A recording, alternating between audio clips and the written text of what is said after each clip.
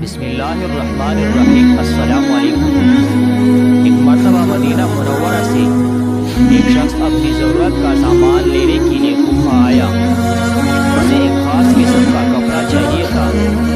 اسے بتایا گیا کہ اس طرح کا کپڑا صرف امام ابو حنیفہ کے پاس ہی ملے گا، اور لوگوں نے اسے بتایا کہ جب تم امام صاحب کی دکان پر جاؤ تو جس قیمت میں وہ کپڑا دے لے لینا، کیونکہ ان کے ساتھ تمہیں باؤ تاؤ کی ضرورت پیش نہیں آئے گی۔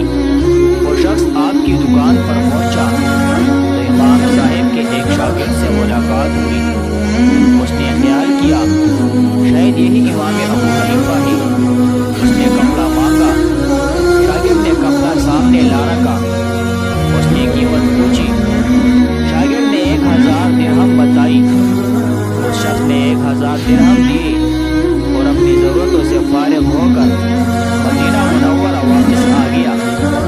کچھ دنوں کے بعد امام صاحب نے وہی کپڑا طلب فرمایا تو شاگرد نے بتایا، میں نے تو اسے فروخت کر دیا ہے۔ آپ نے پوچھا کتنے میں بیچا؟ اس نے کہا 1000 درہم میں۔ آپ نے شاگرد سے فرمایا، میری دکان میں رہتے ہوئے لوگوں کو دھوکہ دیتے ہو۔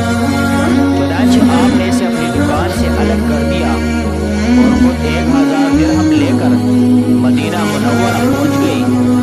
اس شخص کو تلاش کرنے پر اسے اسی کپڑے کی چادر اوڑھے نماز پڑھتے ہوئے پایا۔ آپ نے بھی نوافل پڑھنے شروع کر دی۔ وہ نماز سے فارغ ہوا تو آپ نے فرمایا، یہ کپڑا جو تم نے اوڑھ رکھا ہے وہ میرا ہے۔ اس نے کہا، وہ کیسے؟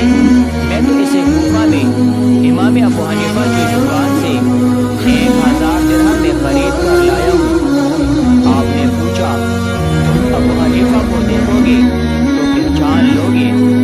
اس نے کہا، کیوں نہیں؟ آپ نے فرمایا، میں ہی ابو حنیفہ ہوں، کیا تم نے مجھ سے کپڑا خریدا تھا؟ اس نے کہا، نہیں۔ آپ نے فرمایا، تم اپنے پیسے لے لو اور میرا یہ کپڑا مجھے دے دو۔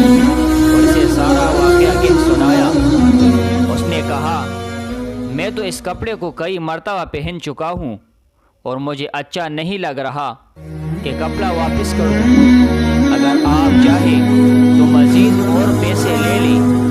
آپ نے اس سے فرمایا، میں زیادہ لینا نہیں چاہتا، کپڑے کی قیمت 400 درہم ہے۔ اگر تم چاہو تو 600 درہم واپس لے لو اور یہ کپڑا تمہارا رہے گا، یا پھر تم اپنے 1000 لے لو اور کپڑا مجھے واپس کر دو، اور جو تم نے اسے استعمال کیا تو تمہیں اس کی اجازت تھی۔ مگر اس شخص نے کپڑا دینے سے انکار کر دیا۔